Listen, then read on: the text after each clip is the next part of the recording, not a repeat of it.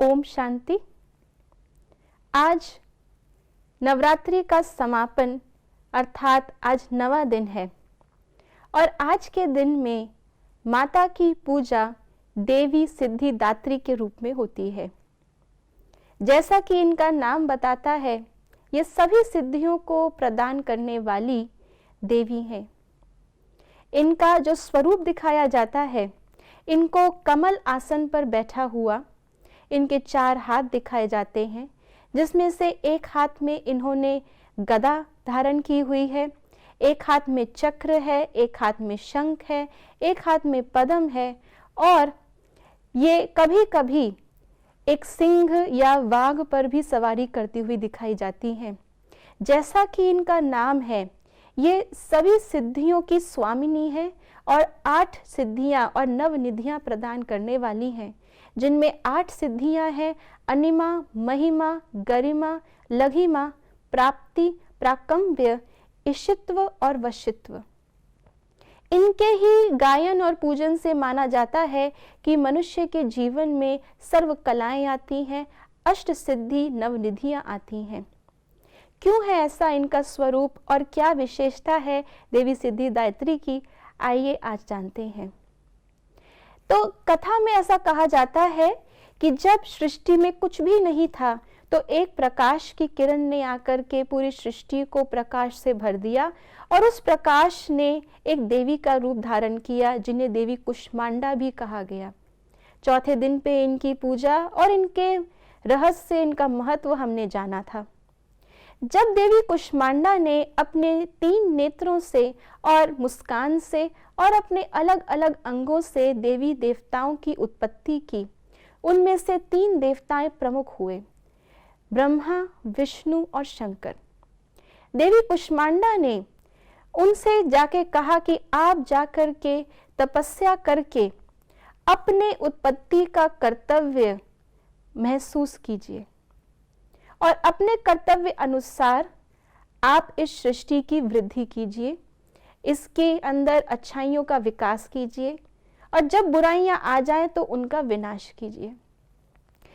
तो देवी आदि शक्ति, देवी पराशक्ति की तपस्या में लीन होकर के तीनों देवताओं ने जब अपनी तपस्या का फल स्वरूप देवी के दर्शन किए तो उनको दर्शन देवी सिद्धिदात्री के रूप से हुए। ऐसा भी कहा जाता है कि देवी सिद्धिदात्री परमपिता परमात्मा शिव जो निराकार माने जाते हैं, लेकिन उनको आकारी शंकर रूप में दिखाया जाता है, उनके एक भाग से उत्पन्न हुई, इसलिए अर्धनारेश्वर रूप भी प्रसिद्ध हुआ।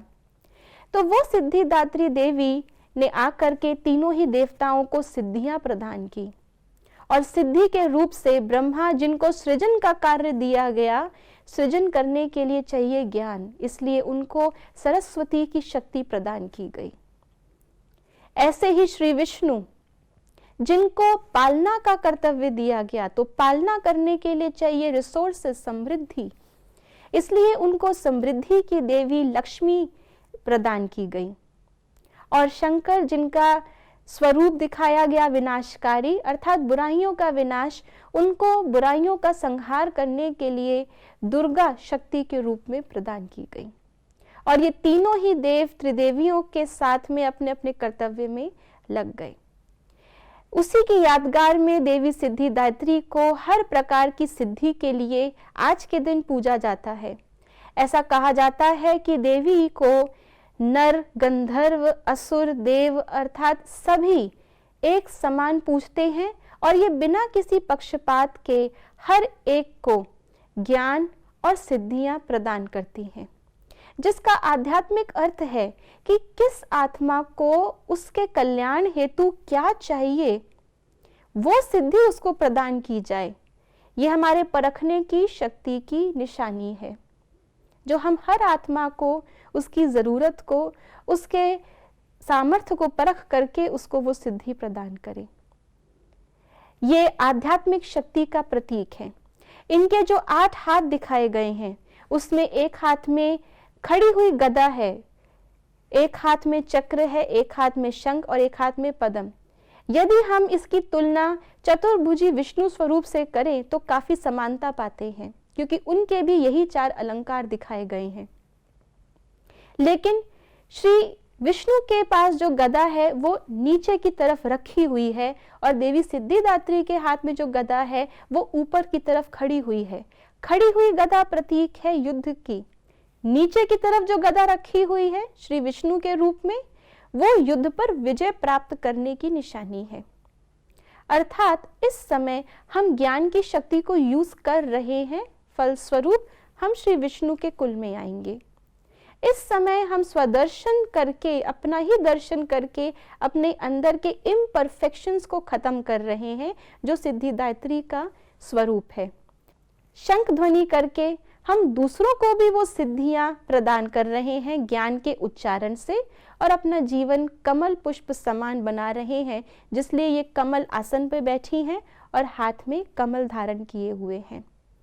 इसलिए ये हमारे परफेक्ट स्वरूप की, हमारे 16 कला संपूर्ण स्वरूप की निशानी है। ज्ञान, योग, धारणा और सेवा की निशानी है। तो आइए हम भी अपने संपूर्ण स्वरूप को प्राप्त करने के लिए ज्ञान, योग, धारणा और सेवा द्वारा अपने कर्तव्य को संपूर्ण करें, और ऐसा संपूर्ण स्वरूप जो गायन योग्य है, जो पूजन योग्य है, वो धारण करें। ओम शांति।